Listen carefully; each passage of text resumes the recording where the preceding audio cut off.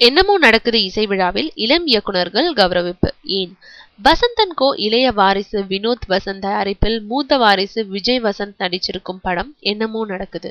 இதன் சமீபத்தில் ஆடியோ வெளியீட்டு விழாவில் 2013ஆம் ஆண்டின் பாராட்டுக்குரிய அறிமுக இயக்குனர்கள் ராஜாராணி அட்லி, மூடர்கூடம் நவீன், எதிர்நீச்சல் துரைசெந்தில், சூதுகவும் நலன் குமாரசாமி, விடியும் முன் பாலாஜி கே. குமார் உள்ளிட்ட இளம் இயக்குனர்கள் வம்படியாக அழைத்து வரப்பட்டு மேடையேற்றப்பட்டு கௌரவிக்கப்பட்டனர்.